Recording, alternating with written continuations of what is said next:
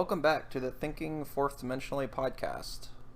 I'm Devin. I'm Josh, where we talk about movies and video games and other forms of media and just have a discussion, analyze it, and hopefully have a good time. If you hear any squeaks, I apologize. Our dog thinks it's playtime. Yeah, somehow, for some reason, we let our dog into the studio, so she thinks it's playtime, but the third one was released the year after, but they were both filmed at the same time. That's why at the end of Back to the Future 2, there's a concluded. There's a promo slash preview for the third movie because they already had everything filmed. Fun fact: the makers of Back to the Future, they didn't intend to have a trilogy. They didn't plan on having sequels in general. So about a month ago was our first podcast, which was the first Back to the Future movie. Then the following week we took a week off because of life things. Last week was the 4th of July, so we talked about Independence Day, and now finally, all of you have been waiting, we're finally going to finish off the rest of the Back to the Future trilogy. So today we're discussing parts 2 and 3. Yes. So Back to the Future 2, released in 1989, 4 years after the first one. So the first movie kind of leaves with a cliffhanger where Doc shows back up and says, oh, we got to do something about your kids, blah, blah, blah. And so it's like, it kind of makes you think there's going to be a sequel, but they just did that. When they made the movie, it was just to be like a fun thing, a fun way to end the movie. But because the movie was such a hit, the Universal wanted make more money. So they asked Zemeckis and Bob Gale, they're like, can you make a sequel? Or I can't remember if maybe they actually wanted 2 more. I think they wanted to make a trilogy, and they weren't really interested at first because they told the story they wanted to tell. So they were kind of leveraged into it, and they're like, fine, you want us to make a sequel, then we'll do a sequel. And so basically what they did was just make the same movie again and then again. Yeah. Kind of almost like the same plot line in a way. But with its own, each movie has its own nuance and its own character, so I think it still works extremely well as a trilogy.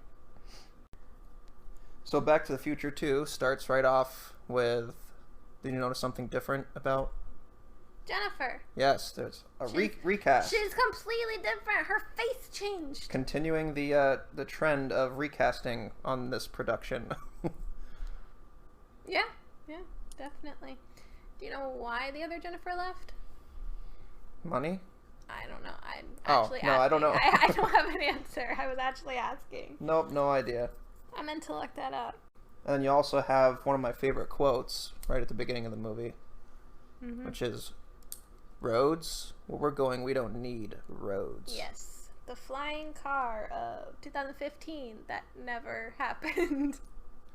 I wonder if I like that quote because of the pilot in me. It's like, well, yeah, in an airplane, you don't need roads. You need open air. You're up in the air. Of course, when it's time to land, it'd be nice to have a road or something to land on. Solid surface. But I just think it's kind of a badass quote.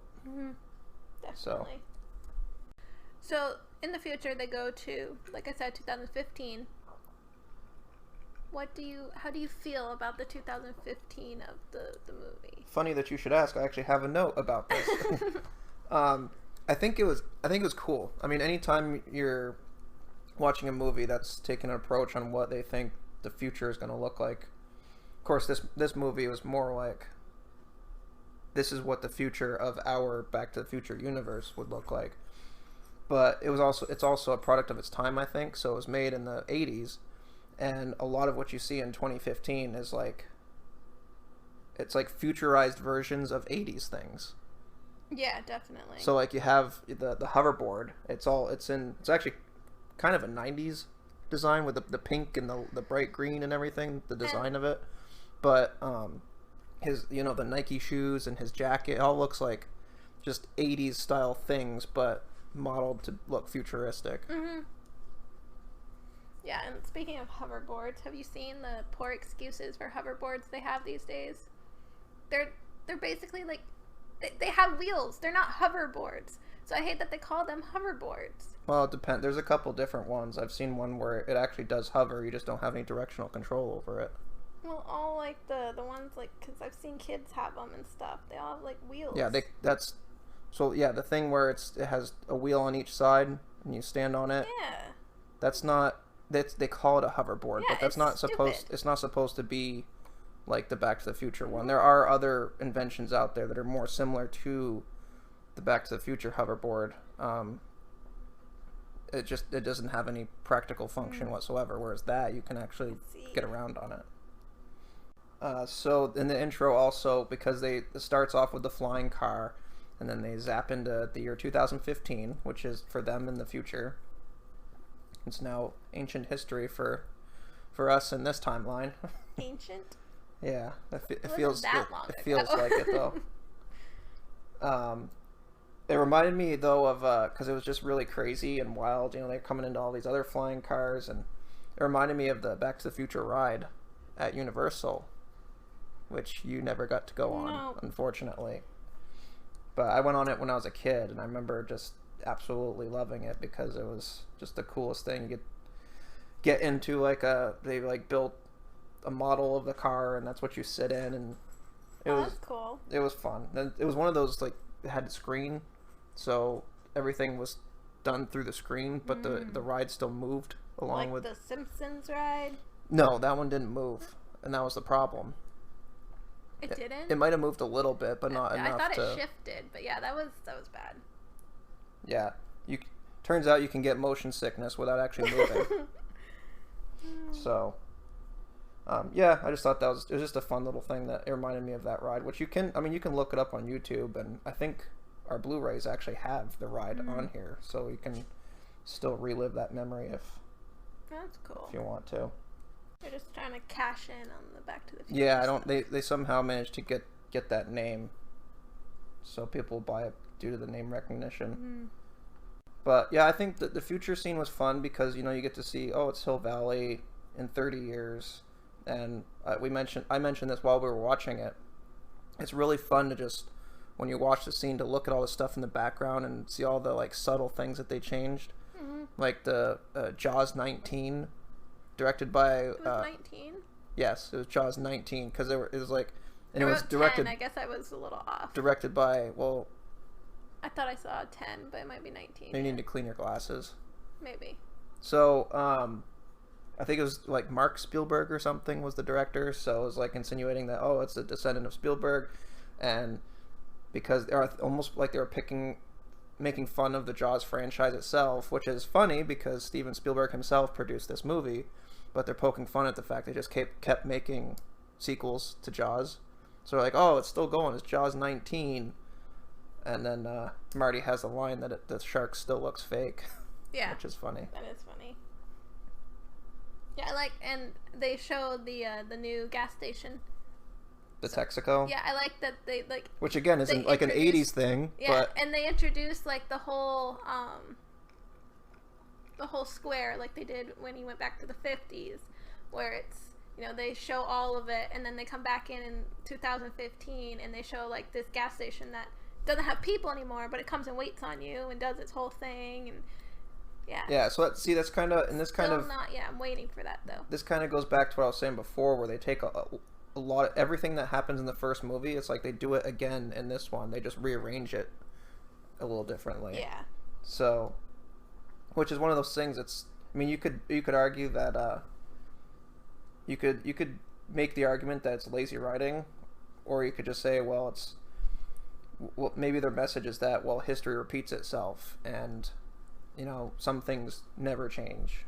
Yeah, some of the things they got right was like the biometrics, like when Jennifer goes home, her thumbprint. Yep. When she goes in and the police officers tell her that it's not safe to go in without the lights on. Lights on. And she says lights on, and the lights turn on. That's like the whole Alexa thing. Mm-hmm. We're not high tech. Did you look up when microwaves were invented? I didn't look up specifically when microwaves were invented, but the frozen pizza was invented in the 1950s. Well, they still had ovens at that point, so I'm just curious because with the humidifier, which they use to cook the little tiny Pizza Hut disc in the future, and then it takes like 3 seconds and you have a full-size pizza. Microwaves were invented in 1946. Okay, that makes sense. Because there was a lot of... The 50s was like, everyone was afraid of like nuclear and radiation. And radiation, it's like what they use in microwaves, so... Foreshadowing things that are to come. Which is what... One of the things that the first movie did so brilliantly was... And we talked about this, how it's one of the examples of almost perfect script writing, where everything that they show early in the movie has a meaning and it comes back later on in the movie. And they do that with a few things in the sequels as well. So a lot of the callbacks is like, so again, immediately they go to 2015. Marty gets into some shenanigans. It has something to do with his kid and all that.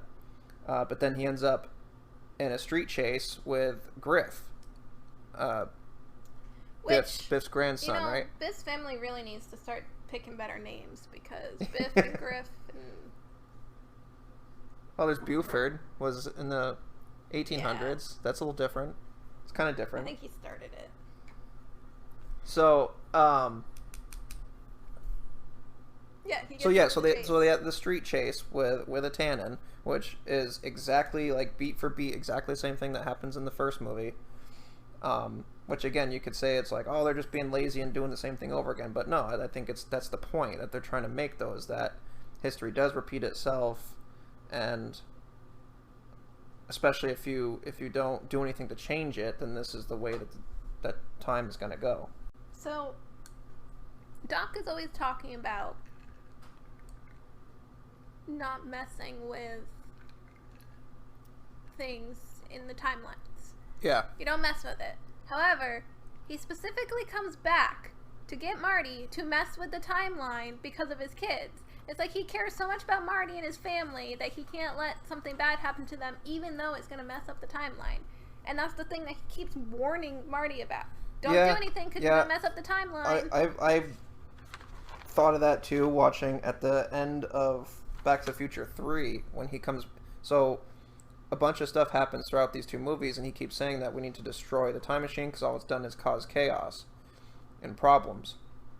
Well, then at the end of the series is, oh, well, he actually made another time machine out of a train. So it's like... I guess all that, not screwing with the timeline and all that just doesn't matter anymore. No, doesn't matter. But I don't know. It's one of those things. It's like you can argue that that's a hole in the story, but it's like I kind of let it go. It's like, I mean, it's still fun. Yeah, it's cool to see a giant train time machine. Yeah, yeah. So. And speaking of timelines, poor Uncle Joey. He's still behind bars in every single timeline. Yeah. Like, that poor guy. What did he do so bad? Like, what? Yeah, can somebody change his? Well, also, a lot of, in the movie, you can kind of argue there might be some destiny involved. And maybe that's just Joey's destiny, is he's going to be a criminal. Gonna be behind bars. Yep. Maybe he's not even like a vicious criminal. He's just a knucklehead. Just keeps getting... Just gets himself... Yeah, gets into trouble. Like Marty's kid. Yeah. Marty's kid. He... seems to be just like his grandfather before Marty met him. So, like, you know, how George was before. Oh, yeah, yeah. Yeah. Yeah, he's kind of a dork, just like his grandpappy. Yeah. Which is funny, because, again, it's almost like there's a cycle that they're showing, and just like Marty, we find out in the third movie, acts just like one of his great-grandparents, who was a bit of a hothead. Which we'll talk more about Marty and his attitude later, but so that's another thing that I wanted to point out, is that throughout this trilogy, and especially in the sequels, there's a lot of callbacks to things that have happened before, as well as it doesn't make sense to go in the future to change something because it's in the future, it hasn't happened yet. So if his whole goal was to keep his kids from getting into trouble, wouldn't it be make more sense to just come back and break his rule and tell Marty, like, hey, if this happens in the future, make sure your kid doesn't do this stupid thing that's going to get him in trouble. Yeah, you're going to have a kid, make sure he doesn't do this But that would make for a really boring sequel if that's all it is it'd be like a conversation from... yeah. So it's like, again, you kind of have to let some of the complete logic go and be like, okay, well, movie logic. Yeah. It's... you think of where the writers and producers they had to make a sequel, so it's like, well, what are we going to do? It's like, well, it'd be really fun to go in the future 30 years and do something with that. So I mean, it's a movie, so it's fun. I enjoy it.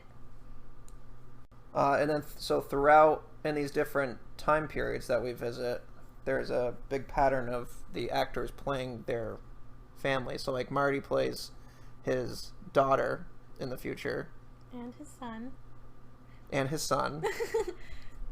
then the third movie he plays Seamus, seeing Michael J. Fox in a wig and makeup and a dress or a romper, whatever the heck that thing is. Skirt.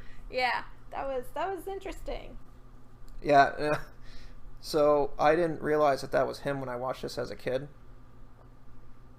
I thought it was just a girl who was really bad at acting. It turns out it's just Michael J. Fox pretending to be a girl and not being very convincing at it.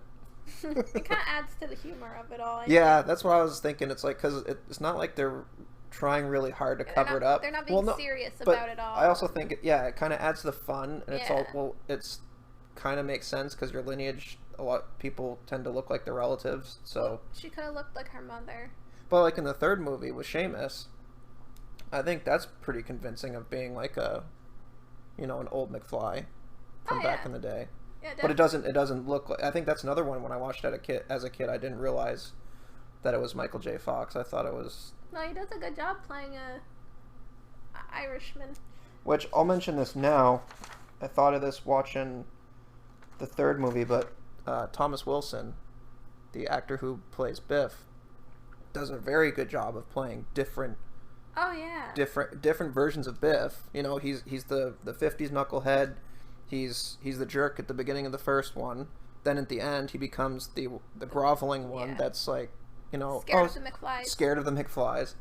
And then he in the future, so we learn in Back to the Future 2 where he gets his hands on the sports almanac, goes back in time and basically creates an alternate timeline where he now is extremely rich and powerful, and so he plays that character where he's actually, I didn't think of this as well, I'll come back, I'll circle back to this. So and then in the third movie he played Buford, who's a very vicious man. Well, a very accurate Western villain. Yeah. No, it took me a second to they're all different roles and different characters, but he does it each role he does play, he plays it very well and very convincingly. Yeah. So I think that, and strangely enough, can't really think of anything else I've seen him in, but I think that's a testament to his acting ability to pull all that off. So I guess I'll also mention in the second movie. In the first movie, Biff is just he's a bully and he's a jerk. Mm-hmm. But that's kind of it. That's it, yeah. In the second movie, he's a straight up villain. He's an evil person. Mustache twirling kills villain. People. Yeah, he killed George. He killed George. He was going to kill Marty, a kid. Ow! And he killed George for Lorraine. This is what I just don't understand. He is a man who has millions and millions of dollars. He's a woman beater. He's a woman beater. But this man, he couldn't get past this whole high school crush that he had on Lorraine. Just this girl that he just can't get. He just can't get over it. So he kills her husband to be with her. That seems a little harsh. Yeah. Yeah, like I said, they really cranked up he went from bad guy level 3 to 10 in the sequel. No. Yeah, and I was thinking, so when we watched the second movie this time around, so in the second movie, we talked about the alternate timeline, and one of the things that I always liked about this movie, we've talked about this before. Like time travel movies can be really, really convoluted and confusing if they're not done right. Like we just recently watched, what's it called? Future War. Tomorrow. The Tomorrow War. That's what it was, with Chris Pratt, which is it was a good movie. It was fun, but the time travel was not done well in that movie. It was very all over the place and confusing. But this Back to the Future 2, when Doc explains what an alternate timeline is, draws it out on the board, it's like the perfect explanation of what he's trying to portray. Yeah, it's still confusing. And I think it's, well, how so? Well, what are you confused about? Oh, because like when he gets into like, so the straight line, and then Biff's in the future, 2015, he got the sports almanac, went back to 1955 at some point, we don't know where. It was in the past. He went back to the past, and then so he gave young Biff that, and then it skewed. But then like if you go back from where they are now in 1985, if you go back to get it, it's gonna mess up things. And I mean, I guess it's not that confusing now that I'm like working through it, but yeah, that's what I'm saying. It's like the way he explains it. It's very, very black and white, very simple. It's like, This is the timeline.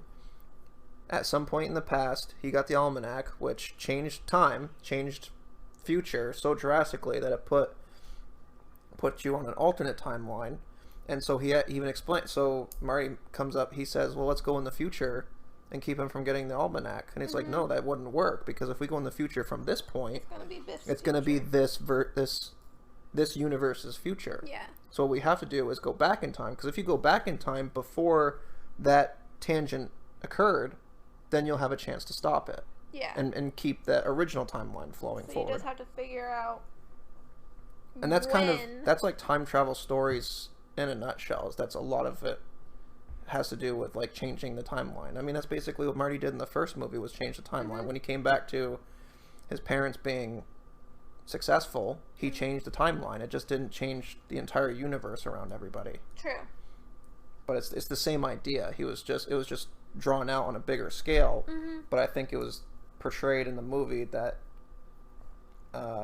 even someone who doesn't understand quantum physics can understand the plot of the movie. Yeah. No, like I said, once I started like talking through it, I was like, wait, no, that actually makes complete sense. Yeah. So at the end of the movie ends with there's a lot Marty almost, sometimes I feel like the movie was dragged out a little bit, because it's like Marty gets so close to getting the almanac, and then something happens, and then he gets the almanac, and then something happens, and it's just like it just repeats itself over and over.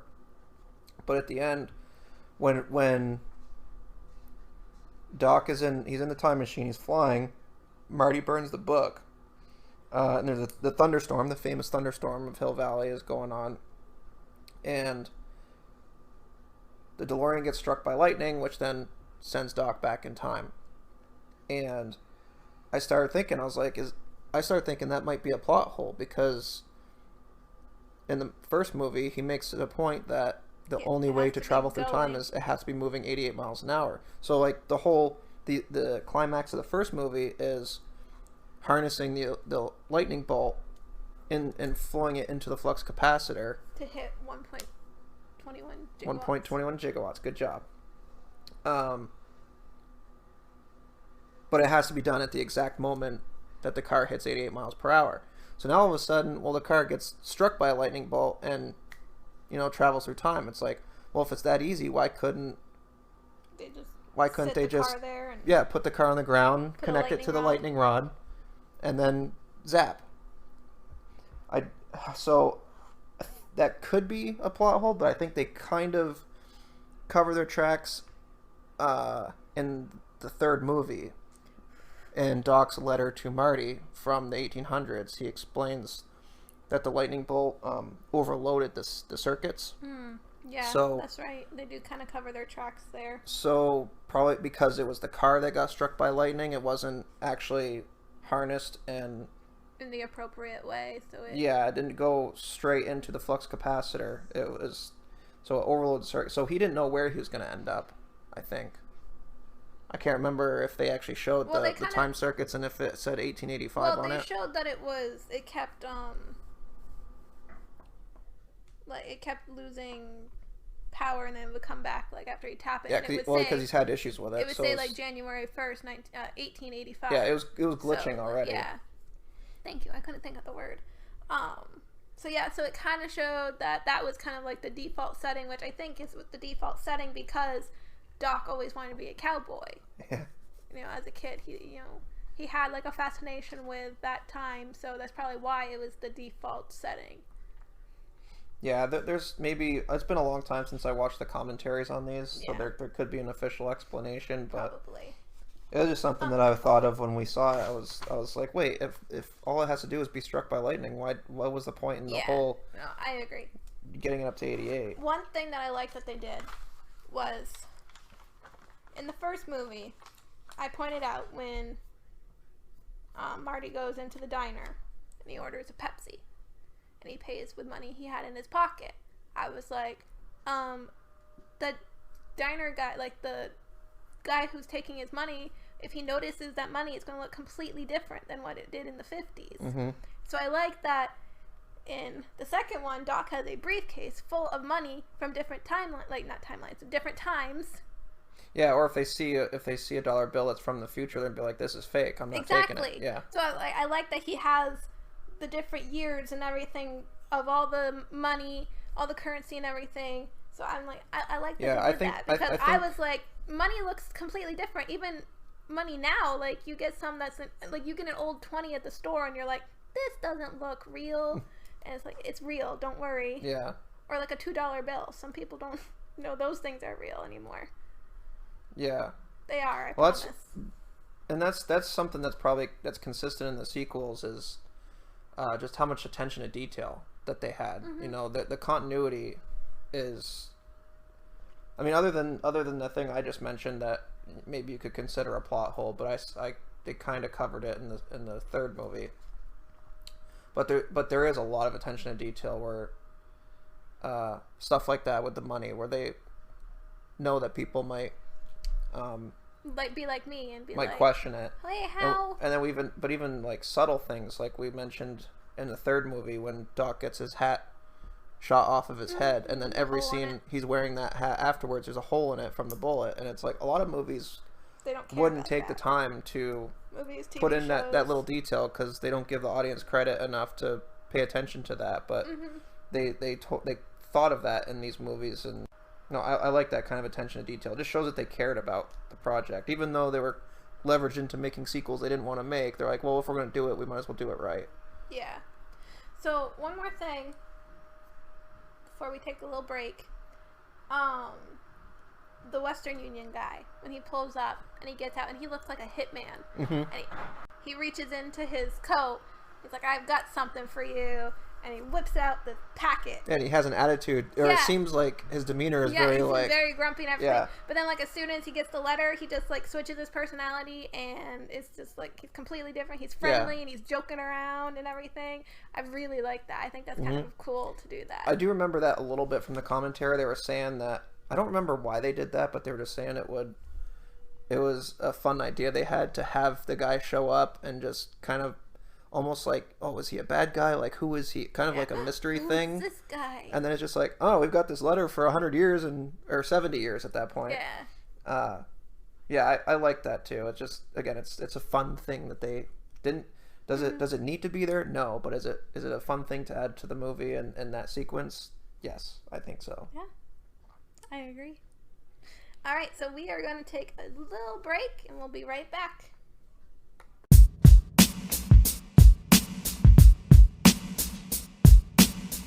All right, and we are back. Is there anything about, I think I covered most of the big things in the second movie I wanted to talk about. Is there anything? No. So there's one overall thing I wanted to talk about my, something that will show my growth as a human being and my maturity. So, not toot your own horn or anything. No, not at all. But so when I was a kid, first of all, how my views and my opinions have kind of shifted in my old age. I've seen the third, back to part 3, more than any of the other two, and that was because it's the only one I ever had on VHS. And then I finally got the first one, but it was recorded from off a TV. Ah. That's why I mentioned on the first episode about how the swearing was censored. But the third one I actually had on VHS, so I saw that one the most. I saw the third one, saw the first one, never saw the second until a friend of mine showed it to me, and that one was my favorite. The second one. The second one was my favorite, and I thought the third one was boring. I didn't like the third one because it was the most boringest. But the most boringest. But the second one I thought was exciting because it was very fast paced. It was just right off the gate. There's just like crazy shit going on, and it's like, and they're jumping around from this time period to this time period, and there's like a lot of time travel, and it's very very exciting. Mm-hmm. Whereas the third one is just like, okay, you're in the 1800s, and there's no like cool things. It's all just like horses and dirt and stuff. 1800s. Yeah, but when I was a kid, I thought that was boring. You didn't want to be a cowboy? No, not as a kid. I was into like science fiction. I liked. That's why I liked the prequels when I was a kid, because I liked the flashy lights and the explosions. Mm. But now that I've grown, I actually think I definitely like part 3 more than I like part 2. I think part 3 is more cohesive. I think part 2 can get. I still think they're all great. I mean, don't get me wrong; they're all like A-level movies. But part 2 can get a little convoluted because it's so fast paced, and there is so much going on in it. Whereas the third one is more grounded, and I have a much more appreciation for westerns now than I did as a kid. And I like that they, in the third movie, they're like straight up like, oh, we're just gonna make a western, but then put our Back to the Future-y stuff in it. Yeah. So that was just something I want to mention. That. So what did you think of part 3? How was it as a finale to the trilogy? I mean, it was okay. I do understand what little Josh was thinking by saying it was boring, compared to the others. Like, we watched this one immediately after watching number 2, so it is a little more slower. But I do enjoy it, and I like seeing Doc meet someone and fall in love and everything, and I don't know. It definitely is slower paced than the other two. I like the first one the best. Like, that one is definitely my favorite. Oh yeah, I mean, like I said, when it comes to the sequels, I think part 3 is a stronger movie than the second. But obviously, none of them hold a candle to the first one, which is as close to perfection as you can get. All right, and we are back. I kind of now I appreciate the slow burn of the third one. And I don't even think it's that slow, because there's always something going on. The story's constantly progressing. But yeah, like you said, there's a lot of the time spent in the third movie is the relationship between Doc and his new girlfriend, which of course when I was a boy I thought that was stupid. Like, I didn't like girls when I was a kid. Yeah. So I liked cars and motorcycles and airplanes, Star Wars. Yeah, like I said, so anything that had to do with anything that was drama related, I thought was stupid.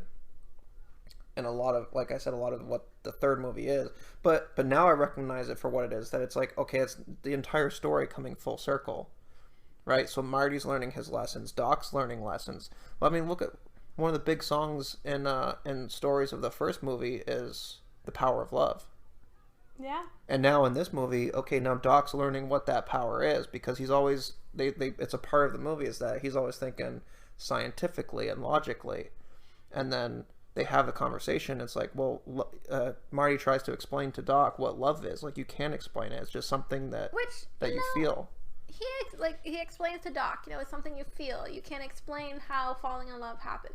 But when Doc's like, I don't want to leave, I love her, Marty's like, oh, come on, Doc, like, get over it. Like, for somebody that's supposed to have been in love, he doesn't seem to understand what Doc is going through. Well, I think he does, and that's why he's trying to get through to him, because, well, it's kind of a reciprocal conversation between the two of them, because Marty also grows a lot in this movie, because he's been listening to Doc about everything he's been trying to tell him about not knowing too much about your destiny, and being being careful with the things you do and the things you know that can change the timeline and not all of that. So Marty's been listening to Doc, and he's like, okay, you've been teaching me all these things. Now here you are not thinking logically because of the way you feel, which is it's the opposite of what you've been trying to tell me. So I don't think when Marty's explaining to Doc what love is, I don't think he's encouraging him to fall in love. He's just explaining because Doc's trying to say, like, this doesn't make sense, like, this is not who I am. But part 2 can get a little convoluted because it's so fast paced and there is so much going on in it, whereas the third one is more grounded. And I have a much more appreciation for westerns now than I did as a kid, and I like that they, in the third movie, they're like straight up like, oh, we're just gonna make a western, but then put our Back to the Future-y stuff in it. Yeah. So that was just something I want to mention, that how my views and my opinions have kind of shifted in my old age. Yeah, your old age, you old man. Is there anything about, I think I covered most of the big things in the second movie I wanted to talk about. Is there anything? So there's one overall thing I wanted to talk about my, something that will show my growth as a human being and my maturity. So, not toot your own horn or anything. No, not at all. But so when I was a kid, first of all, I've seen the third, back to part 3, more than any of the other two, and that was because it's the only one I ever had on VHS. And then I finally got the first one, but it was recorded from off a TV. That's why I mentioned on the first episode about how the swearing was, censored. But the third one I actually had on VHS, so I saw that one the most. I saw the third one, saw the first one, never saw the second until a friend of mine showed it to me, and that one was my favorite. The second one. The second one was my favorite, and I thought the third one was boring. I didn't like the third one because it was the most boringest. But the most boringest. But the second one I thought was exciting because it was very fast paced. It was just right off the gate. There's just like crazy shit going on, and it's like, and they're jumping around from this time period to this time period, and there's like a lot of time travel, and it's very, very exciting. Whereas the third one is just like, okay, you're in the 1800s, and there's no like cool things. It's all just like horses and dirt and stuff. 1800s. Yeah, but when I was a kid, I thought that was boring. You didn't want to be a cowboy? No, not as a kid. I was into like science fiction. I liked. That's why I liked the prequels when I was a kid, because I liked the flashy lights and the explosions. But now that I've grown, I actually think I definitely like part 3 more than I like part 2. I think part 3 is more cohesive. I think part 2 can get. I still think they're all great. I mean, don't get me wrong; they're all like A-level movies. This isn't. I don't see myself doing that. And then so Marty's trying to tell him, like, of course it can happen. It can happen to anyone because of these reasons. But then when it actually does happen, Marty's like, oh crap, this is a threat to, what we're trying to accomplish. Yeah. So you mentioned the scene where Marty's trying to tell Doc to use his brain, use his logic versus his heart. I like that moment because I think that's when the student has now become the teacher. Because like I said, Doc's been trying to teach Marty like all these concepts and like trying to tell him how important these things are. And then finally at this moment, Doc's not thinking straight because he's, in love, and his brain's clouded with testosterone and all those other things he's probably not too familiar with at that point. And it takes Marty. I like when Marty shows Doc the letter that he sent him in 1955, I think. Yeah, that was in the second movie. Yeah. And he gets all choked up, and he's like, I didn't realize I could write something so beautiful. And is it? Marty's like, yeah, it was great. Then the second movie or the beginning of this movie? It's the beginning of this. It was the second. Why would the 1800s Doc read his own letter? No, like it's in the beginning of this movie. Oh yeah. It's in Yeah, 55. it's the beginning of the third one in 1955. Yeah, because the second one ends in 55. Yeah. And we pick back up. And so he's with the 55 Doc, yes. and they find the DeLorean and they. Yep, they find the DeLorean. It's been in a cave.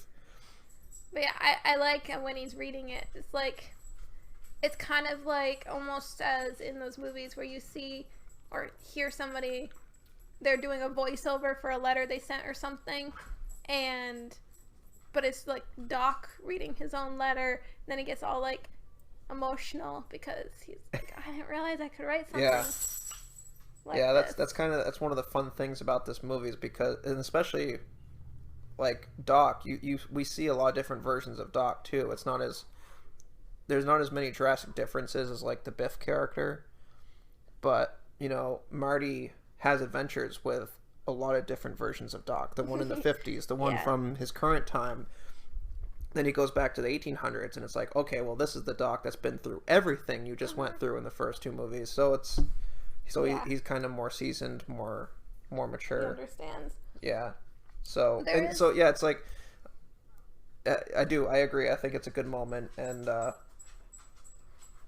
it's like, can you imagine yourself like seeing something that you did or created in the future, and then being like, I didn't realize I was capable of this. Right. So there's a part, I don't know if we've talked enough about like cinematography of this whole thing, which I mean, we haven't talked at all about that. Yeah, that's what I mean. And they don't have like a lot of like cool shots or anything like that, but there's one in this third movie. Sorry, I'm out of breath. That I really like. It's Doc and Marty having a conversation, and they're facing each other, and they're both in the shot because Marty's looking in the mirror and Doc's standing next to the mirror, so the camera's next to Marty, so you can't really see Marty if it weren't for the mirror. And I just think that's like a really cool way to have their conversation. It's like they're standing next to each other, but like they're not. I can't really explain it because, like I said, I'm out of breath right now. Okay, well, they do that a lot when they do. There's a lot of scenes where like they have an actor who's interacting with themselves. So like in the second movie, you have old Biff talking to young Biff, and you can always tell like there's a separation in between them in the shot. Separation, yes. And I mean, sometimes you can tell that where they were inserted into the movie. Mm-hmm. Like sometimes it's really obvious because the lighting is different or something like that.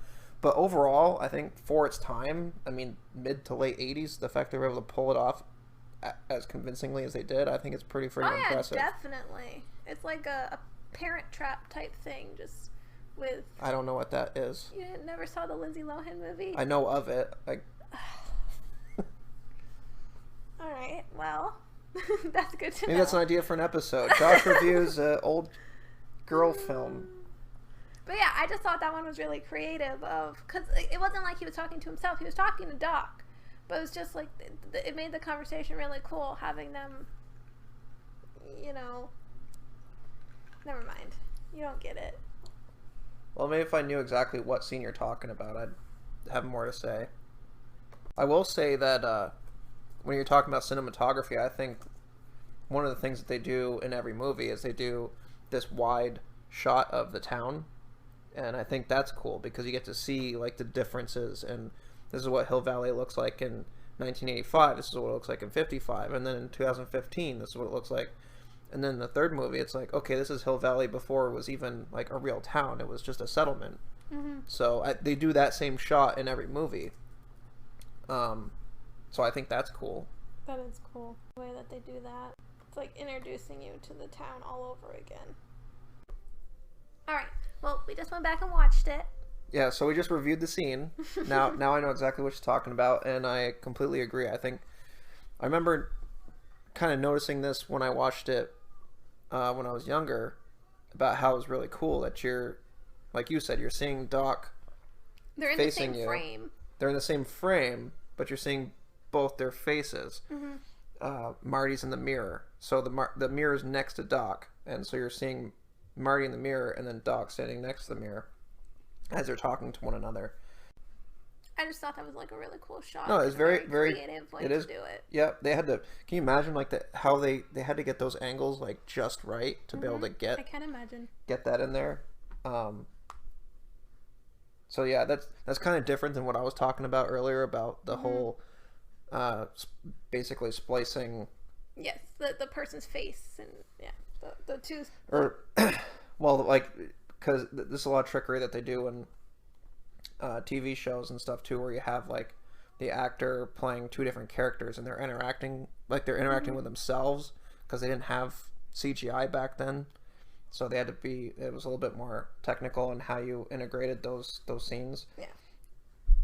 So that was what I was talking about, but what you're talking about is like the camera angles and the angles. Yeah. I don't know, just like you said, you have to get the angles just right, especially to be able to get both Doc and the mirror in there without getting the camera in there. Yeah. Yeah, and you have more of an eye for that than I do. But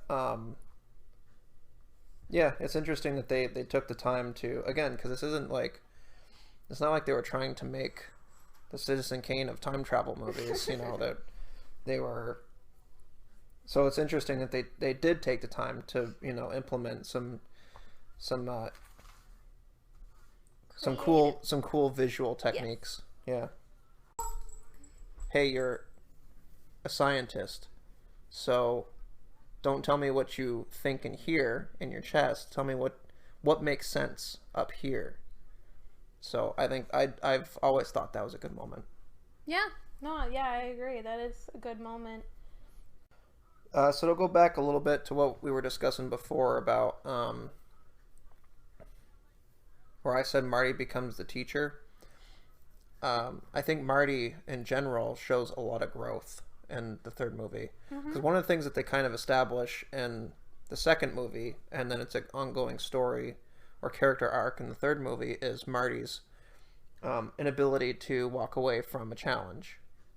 He kind of has a little bit of an attitude problem where when somebody calls him chicken in some way, that triggers something in him where he's like, he has to prove them wrong. Which, as we learn, kind of leads him down the wrong path. He makes mistakes in the future, which ruins his life. But anyway, so Marty's character arc. So he's a hot, and I don't think this was really a thing in the first movie necessarily. So I think it was something they came up with when they were asked to do the sequels. So he can't back down from a fight. It's going to get him killed ultimately at the end when he's facing off against Buford. He finds a way around that using the Clint Eastwood trick. And then at the very end, we know that what happens to him in the future is he gets in a car accident, which basically injures him to such an extent that he can't continue his passion as a musician, and kind of, sets a dark path for his life from there on. But because he's learned so much throughout this adventure, when Needles challenges him to that race at the end, he's like, fuck that guy. He's an asshole. I'm not going to get roped into doing something stupid just because he called me a name. Yeah. And then that ends up changing the future. So it's like, because he's grown, he's matured, he's learned things from it. So in a very short time, I mean, really, when you think about it, days. When it comes to Marty himself, it only takes place over a few days. Yeah.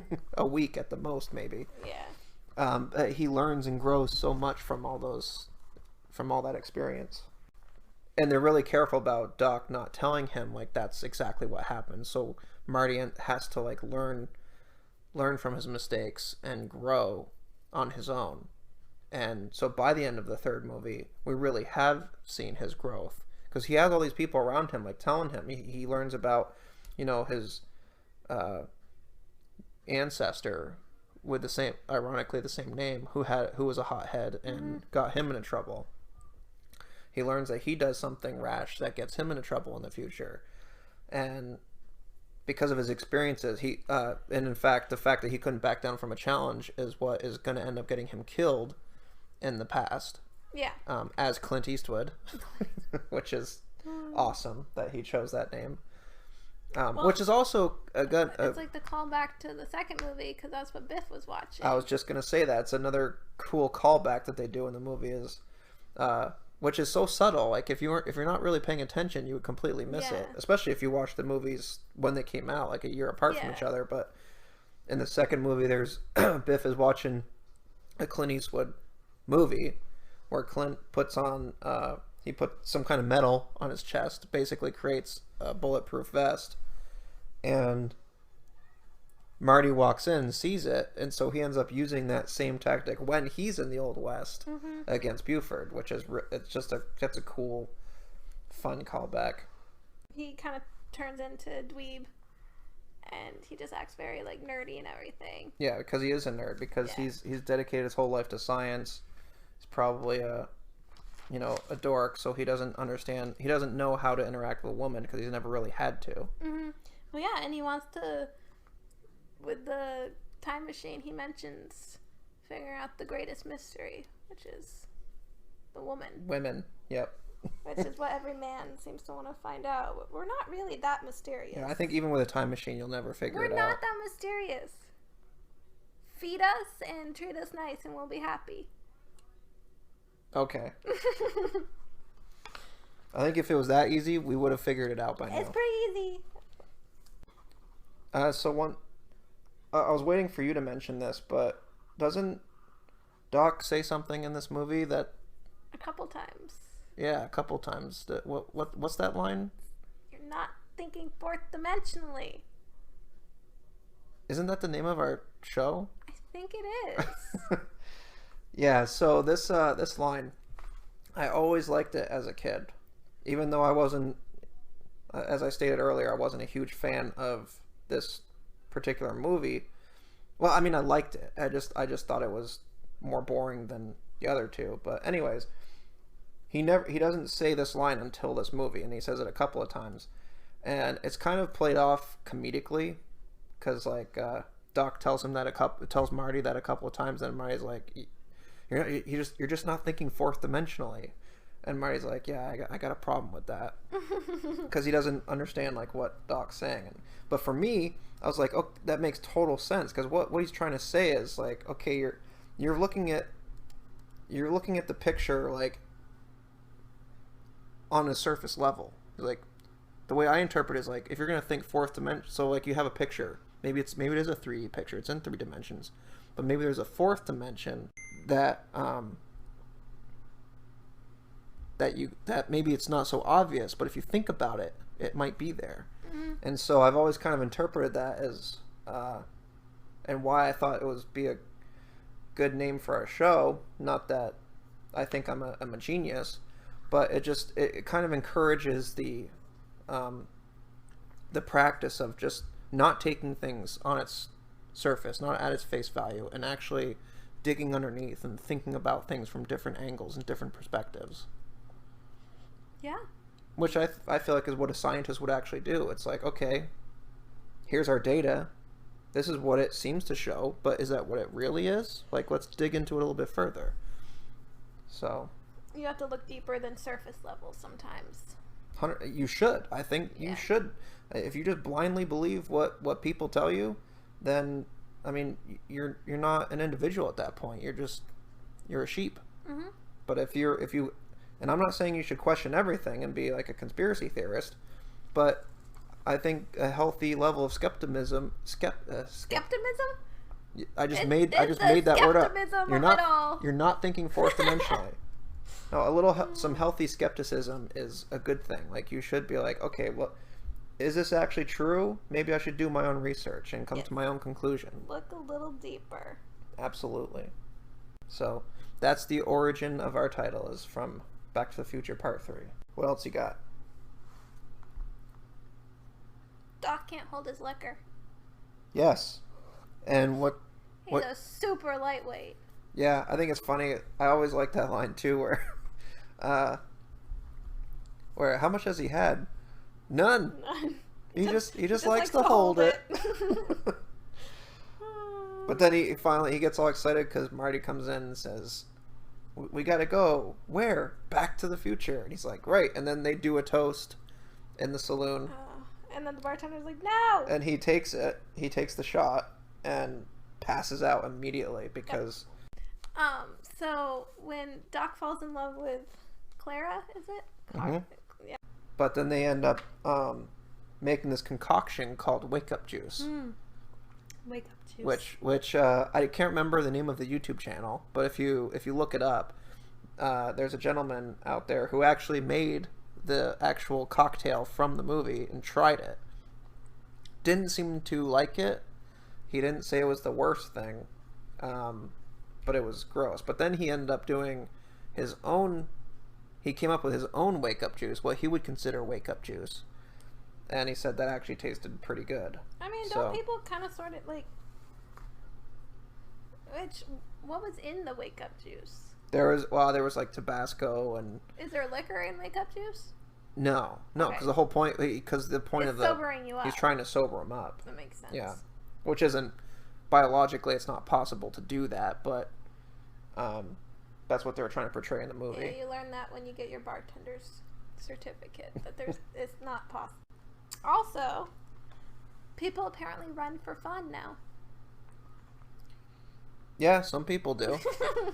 I like that quote. Some people run because it's away from something, but yeah, when Doc's going through his depression, his breakup depression, and is trying to explain to the drunks in the saloon what the future is like. Run for fun. What the hell kind of fun is that? Yeah. Which is me. I'm like, I'm not gonna run for fun. Are Yeah. you crazy? I agree that it is for recreation, and I try to run so that I can, be healthy, but Yeah. I wouldn't necessarily call it fun. So yeah, we learned that, okay, so Doc has a girlfriend, and it's Clara Clayton. Okay, well now we know who Clara is because Doc gets the letter, it's a school teacher coming into town, and she needs somebody to kind of like introduce her, and Doc volunteered to be the one to yeah, do that. yeah, and he's like, yeah, sure, I'll do it. So it's like, okay, well that's who Clara is. Well then they find out, they go and they save her, and then they find out that she was supposed to crash into the ravine and die. So it's like, well, how the hell was he supposed to meet her and start a relationship with her if she was supposed to crash into that ravine?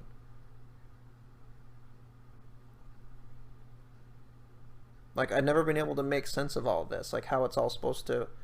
It's like, did he alter the timeline when he fell in love with her? Did he save her and previously before Marty showed up? Previously, before Marty showed up. But they don't really say that because when Marty, I mean, it's not like they show in 1955 that the ravine was still named Clayton Ravine.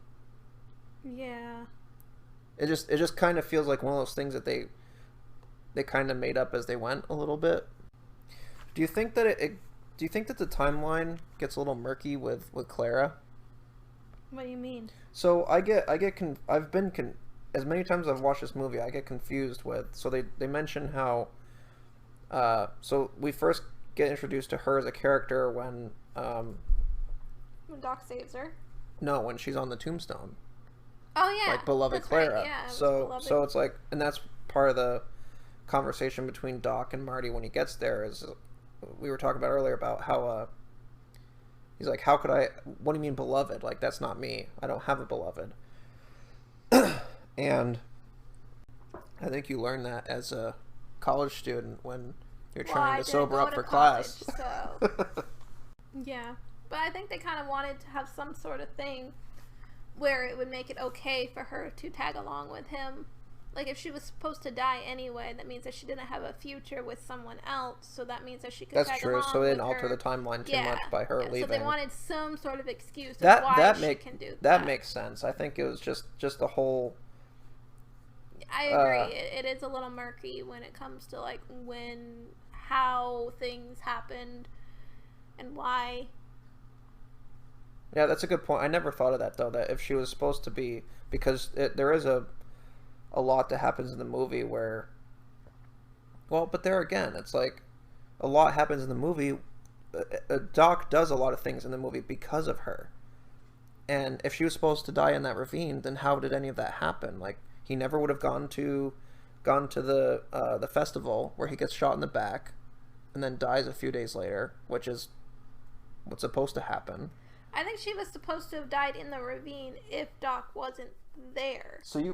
Well, here again, but you're saying, Doc, you say that Doc was supposed to save her, right? But Doc wouldn't have been in that area where he could save her. Listen, he wouldn't have been in that area where she was to crash in the ravine if it wasn't for Marty being there, because they were going to check out the railroad. This is Yes, this is the time travel stuff. Time travel movie stuff that it just gets confusing of what and how things happened. I just think these movies just prove that we should not have time machines because things just get messed up. No matter what you do, no matter what good you want to do, things just get messed up. Well, I agree. It's just something I want to point out because as much as these movies do a great job of handling all that kind of stuff, the time travel stuff and the continuity, that's one that's always stood out to me. It's the Clara stuff has always been very, it's like, I don't think this really adds up the way it's supposed to. No, I agree. It's a good point. I didn't really think of it like that before. I mean, unless I missed something. I don't know. I didn't catch anything. Maybe we're not thinking fourth dimensionally. Maybe that's the problem. Yeah. Well, that's about all I got. That sums up our trip through the Back to the Future trilogy, which I would argue is probably one of the top 5 trilogies of all time. Mm-hmm. It's up there with Star Wars, Lord of the Rings, and Godfather. Wow. You're really putting it up there. I don't know what other Teenage Mutant Ninja Turtles. But that trilogy really falls apart in the end. So, but there are a lot of trilogies out there, and I think this is one that's definitely worth recognizing, and everyone should check out. If you haven't, then I'm sorry we spoiled a bunch for you. I definitely think it's worth people watching. Yeah, maybe if you haven't seen it in a while, then go back. Go check it out. Check it out. Have fun with it.